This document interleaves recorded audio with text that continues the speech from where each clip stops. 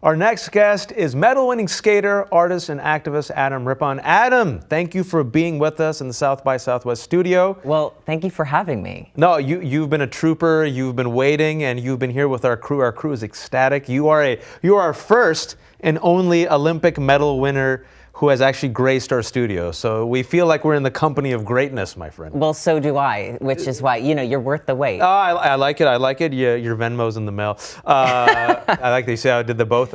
In 2018, you won. You won the bronze, Winter Olympics, and you were the first openly gay team member of the U.S. Olympics team to medal, correct? That must have been like a profound, in addition to winning the medal, tell us how deeply profound it was for you to be there, not just representing the United States of America, but representing a community that is marginalized and is actively under assault as we speak today. When I was young, I always dreamed of going to an Olympic Games and to compete and to win a medal. And I think along the way, my own coming out was a real pivotal reason of why I eventually made an Olympic team, because I felt like when I was competing, I felt like I wasn't being my true self, and I was, kind of self-conscious. And then when I finally came out in my personal life and then in my professional skating career. When was that, Adam? I was at the Olympics at 28, and I think I came out publicly about like 24. And then I came out to like my friends when I was like 22, to the surprise of no one. They were like, oh, yes. Like, yeah, they went, we knew. Exactly. But I'm so old. I'm much older than you, sir. But Doubtful. I remember when Greg Louganis, right, Olympic medal winner, won the hearts and minds of America, right? Yes. He came out. Everyone was shocked. And they were like, oh my God, we can't believe it, Greg Louganis. And there was almost like this mindset where, how can a masculine American medal winner also be gay? It's like they couldn't put two and two together. Right. Now you come to a point where it's 2022, and the young generation, they're like, oh yeah, whatever, of course, no big deal. But at the same time, I don't want to gloss over the fact that there are still very much like there are problems in the industry itself. And you're here actually at South by, you're speaking on a panel tomorrow, 11:30 at the Four Seasons main ballroom. At 11:30, you're speaking about the need for LGBTQ plus inclusion in sports. Where are the gaps right now, especially in sports? Well, I think, every sport is different. Like in my sport specifically, it's individual. So you go out there, you have to like be your best. You have to put all of your heart, all of your energy into what you're doing. But how do you get your results? You get them from a panel of judges. That's right. And you want to go out there and you want to appease those people.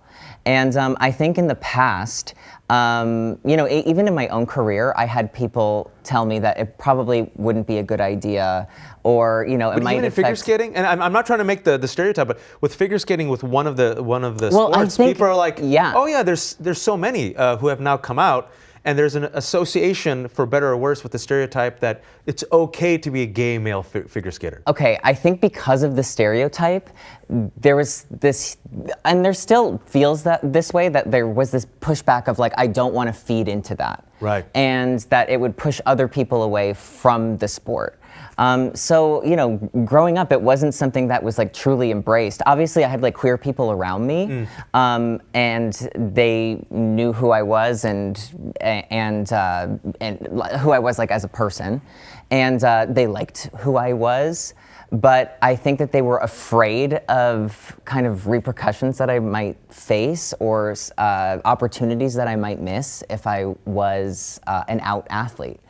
But a real like pivotal and big turning point for me. Also, I do have to go back when you said like big, strong, masculine, and looking straight at me. I did laugh a little bit. No, but I mean you're an athlete. Thank you so much. I mean with athletes, and I didn't mean. No, I'm kidding. I'm saying with athletes, right? It's you have to be peak physical condition. Totally. Figure skating, like look. We sit there and we go, the stereotype, you've heard all your whole life, figure skaters. I'm like, yo, if I did a single axel, I would break my neck and die. I don't want you to do that. No one wants me to do a single axel.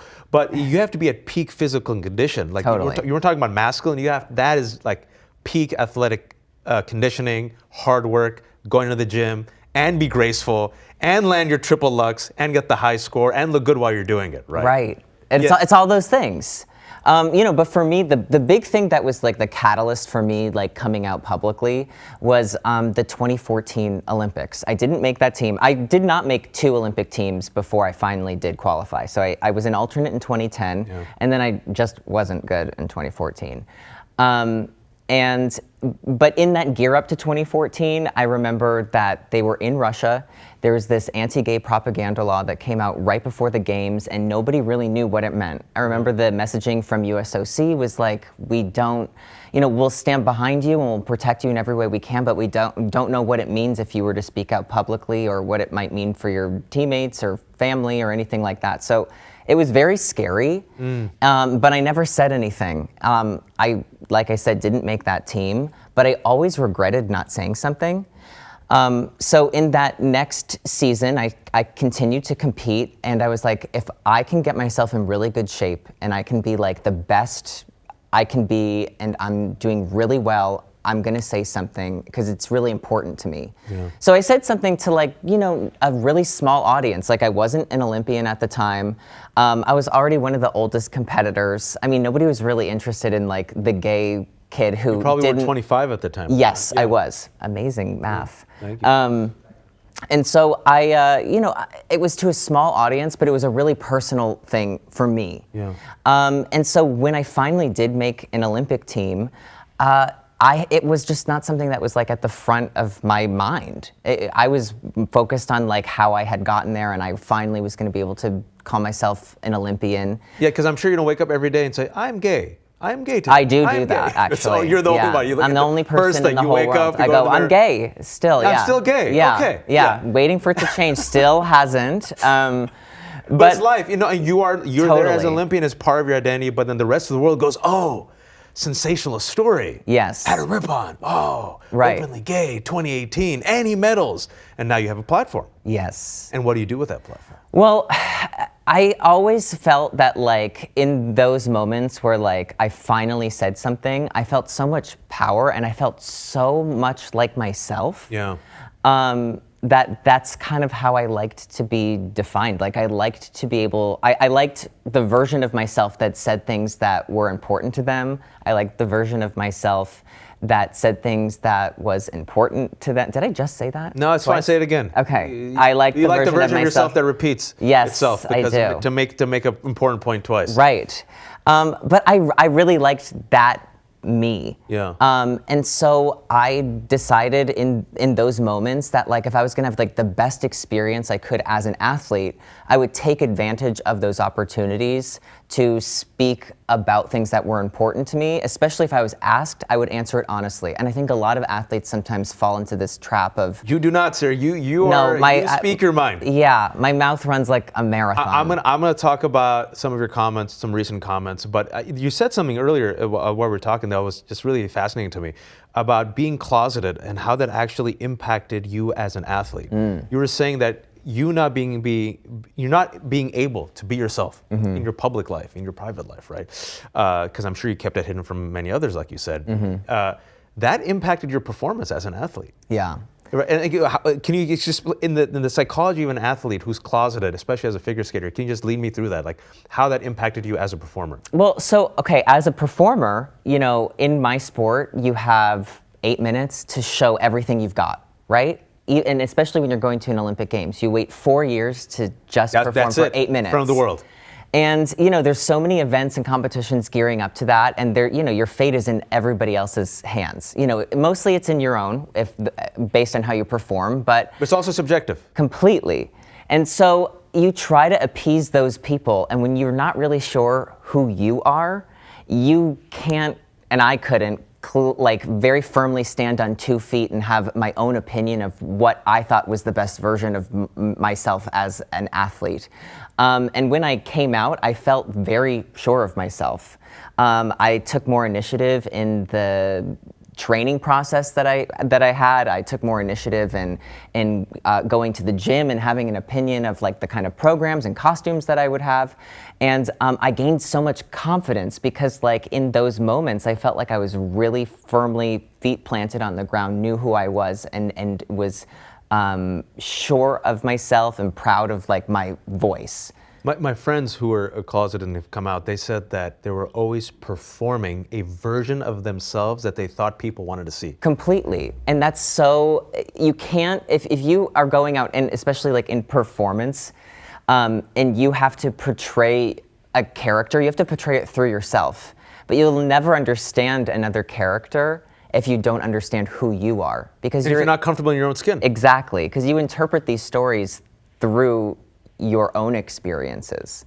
You know, you've been outspoken about this. I'm gonna go just take a risk that you're gonna have an opinion about what's happening right now. So you have modeled your career. So many kids have seen you and said, if Adam can succeed, if Adam can be beloved, if Adam can win a gold medal as an out gay man, maybe I can too. And what we're seeing in Florida right now, just recently, as of just a couple of days ago, Florida passes Don't Say Gay. Mm-hmm. And as a young kid who had to stay closeted out of fear for physical safety, will I be loved? Will I have a belonging? Will I have a community? What do you say to those people in Florida who are saying that I'm trying to protect my kids from learning about the LGBTQ+? What do you want to say to them? You're gonna have to try harder, because I know those feelings of like feeling maybe not safe. Like when I was really young, and I was first kind of taking skating seriously, I would take like a Greyhound bus from like Scranton all the way into Philly. And I would take it like on Monday and take it back on Friday. And I remember that like I just was scared, sometimes because, people come in and out and I'm traveling into like big cities by myself. And I just know that fear of like somebody's gonna see me and they're not gonna like me and I'm gonna be in trouble. They're gonna hurt you because I'm gay. Yeah. And they're gonna literally kick your ass. Yes. Or try to. Yes. And, especially like somebody like me, like I sound gay too. So it's like, there's not really much I can do to like, look at what I'm wearing now. I'm wearing a Dalmatian. You know what? Some of my best friends are Dalmatians. And gay wear Dalmatians. Yeah. It's very sexuality and gender neutral, but I get it. But you couldn't hide even between the stereotypical facade of masculinity. Totally. And I think that there are so many kids now who they can't hide either, and they see the freedom. And when I was young, I did not see a lot of like role models or examples of like what life could be on the other side. Even 10 years ago, you're right. Especially 10 years ago. And now young people have access to so many different kinds of stories. I remember like watching YouTube coming out stories. They were huge, like big moment for me when I watched those. And now with like TikTok and Instagram, like so many people have access to so many different people sharing their own stories that like this bill is not going to stop kids from learning about sexual identity or gender identity. They're still going to learn about it. But what it does, it creates a very unsafe space for these kids when they go into school. It only delays the inevitable, and it seems like it just punishes. It's cruel. It delays the inevitable. You can't hide it. Right. People aren't going to go back in the closet. No one's going to go back to 1970s. No one's going to go back to 1998. I mean, I was old enough to remember when Ellen came out, and I was born and raised in the Bay Area. And even then, I'm older than you. People are like, Ellen, degenerate. Her career was over. I remember that too. No one's going back to that time, right? No. But you are saying that for the kid who's seeing the fact that, I can't even say it. Right. My entire existence is. It's criminal. a liability. Yeah, it truly feels that like I can't imagine what these young kids are going through, and young trans kids here in Texas are going through. It's so unfair. It feels like they're being ostracized for something that you can't. You can't just be straight. Right. You can't. Oh, all right. I tried. Yeah. Really, I did. You tried. Gave it a good old college try. But you tried, and you're like, nah, you know what? This is how it is. But there is something here where the mainstreaming of LGB, I would say, not T, and the marriage equality, and people are saying, you know what? It's too much. It's too much. And now you're giving us T's. The T's are too much. And so within that community, the transgender community, I've heard this from some folks in the lesbian gay community, like, hey, just slow down, T's. Right. Slow down. But then you have a platform as a person who's been through it. Do you think there's a responsibility, especially on gay white men, to stand up for transgenders right now? Yeah, 100%. Because I think that if you have a little bit more leverage. It's your obligation to your community to be able to say something for those whose voices aren't being as heard. Because in the past, especially like of all like the stories of like LGBTQ rights and liberation, it's been trans people who've helped us, me, like a white gay man, to be able to be at a place now that like I can be married and I can live a more normal life, and I don't have to worry about so many other things because of the steps other people took for me. And if I have an opportunity to help those people, it's a completely missed important moment not to take advantage of it, because everyone deserves to have the same opportunities to be able to go into work where they want, to be able to love the person they want, to be able to dress the way they want. Everybody should be afforded all of those opportunities. It's equality, and you're talking about athletes. You're an athlete. There's now the cultural hot button issue, the divisive issue is transgender athletes. And so your take on a transgender athlete, say someone who identifies as a woman but was born in a non-conforming body as a man, but they now identify as a woman and they want to compete as a woman. What's your take on that as an athlete? Should they be able to allow it? Is it equal? Is it fair? I mean, it's a new terrain for us. Right. Well, I mean, I think the crazy thing about this is that there's a lot of people who have an opinion on this and they're not scientists, right? So like, who are they to make this decision? And it's not like it's like thousands of athletes or hundreds. It's usually like 2 or 3 Exactly. stories. And there are these like scary stories of like these certain instances of like there's going to be somebody who's going to do this and they're going to take all of these opportunities. They're gonna replace. Exactly. Yeah. And those aren't happening. You can't find examples of those stories. Literally a handful. Right. Yeah. And it's unfair. And I think that like what we're really talking about here is like youth sports and kids being involved in sports like at their schools and at a young age, and it's a way of like what sports did for me. It helped create a community for the first time where I felt like I kind of belonged. Like I was always I just didn't feel like I belonged on like my baseball team or my soccer team, and the only reason I wanted to play tennis was because I got a red Powerade after. Yeah, honorable. Arguably the best Powerade. Fighting words, Adam. Yeah. But yes. And so I just feel like of all of the amazing things sports gave to me, I feel, again, everybody should have those opportunities to feel like they're on a team or to feel like they can channel their energy into a passion of theirs. And there's a ton of research done on trans athletes and the things that they need to go through, especially to compete at a Olympic or professional level. And it's a level playing field. Everybody deserves to be able to play sports. I wish I could play sports. I admire athletes. I married an athlete, so I married up because I can't do anything athletic. I have 2 flat feet. So anyone who has the ability... I have 2 flat feet too. Yeah, and you were a medal winner, which is you're gifted.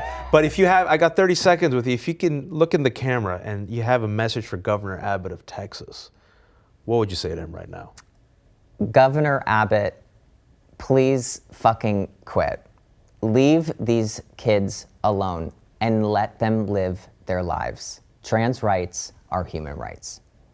Adam Rippon, everybody. He's a gold medal performer, a winner. Oh, excuse me. That was a gold medal performance, but you are a bronze winner from 2018, but that was a gold medal performance. Thank you so much. Thank you so much for being outspoken. You are speaking tomorrow at 11:30 at the Marriott Ballroom. Four Seasons. I got 2 mistakes there, but it's okay. It's a long day. Yeah. 4 Seasons Ballroom, 11:30, about how sports can be more inclusive to the LGBTQ plus community. Thanks so much for coming here. Thanks so much for joining us. We really appreciate it. Thank you, everybody, for watching. Don't forget, you can watch all of our studio interviews on the South by Southwest TV app, available on Apple TV, Roku, Android TV, and Amazon Fire. These interviews are also available on our YouTube channel at youtube.com/SXSW. And for a complete list of our interview schedule, check out sxsw.com/studio. I'm Majat Ali. Thanks for tuning in.